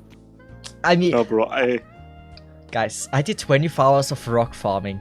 I did 24 hours of playing a new Arknet account, try to see how far I can go. I'm used to stay awake for a little bit and just do dumb shit.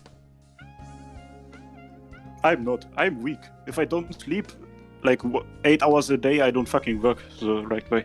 But Kaiser, let me It falls just apart like a Lego. Let me Literally. just tell you, the coolest thing in life is not sleeping for My 24 affection. hours. Okay, maybe that as well. But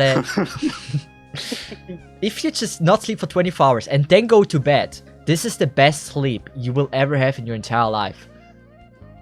You wake up and you don't even know which day it is. Well, I'm gonna try it out. And for the rest of the day, I'm gonna binge watch every episode of the Rate Up podcast. So that I can then fall asleep nice and well. Yeah, and if you want to see all the new episodes so the episodes are coming out, then this is your chance. Only limited time. You can click on the red button down below. And there, when it turns gray, that means you have, for now, access, free trial, for unlimited time, to all of our episodes. Yeah. Free trial for an unlimited time. It's like Zimba. Come on, that's good They enough. ask you to play it, but you don't play it. It's like we're like Winra. Yeah. I'm never gonna be able to unthink that. I'm basically just Winra now. Because we are winning. Rah. Oh no, you with a raw see through the uwu. It's actually over. I have yet to figure out why Uwu is bad and why I shouldn't say Uwu. It's only a smiley, right? It's okay. He thinks it's a smiley face. Just let him deal with it. No one ever has It's okay, elaborated Sissy. this to me. Uwu I don't in know. a business email. It's an uwu. Imagine. Like, All you get is like your business uwu. I mean, imagine just spamming one business email just with Uwus. The entire community. I would be crying. Ooh. Uwu. Okay. I'm feeling uncomfortable. Yeah. Well, And before we uwu one more time, I think it's time to say goodbye. yeah. It was a great episode. I really want to say thank you to Risto and Kaiser for joining me here. You should definitely check them out as well on their main channel. They make great Arknights content. I haven't made an Arknights video in a week. You're Yeah, lying. this man only uploads fucking Nikkei OST now. I've seen it today. The people needed it, okay? I'm doing a service. I mean, I like it. Well, but I guess, with that said, if you don't have anything else to say to the people, then I think it's time for the ending words. Don't do drugs. I don't even remember what the episode was about. It was anime, right? Now we had a game episode. We talked about games. Don't you remember? Anime was like 3 weeks Oh. ago. Next episode is going to be the gaming episode because I got to choose a topic. Hell yeah. Well, I'm not too surprised about that. Anyway, now I can finally say my last words, which I have prepared for today. It took me a while to think about them, but it's something that was always stuck in my brain. It was nice to have you here. Bye, guys. Have a nice one. Bye. Bye. Cheers. Sayonara. Everyone expected more.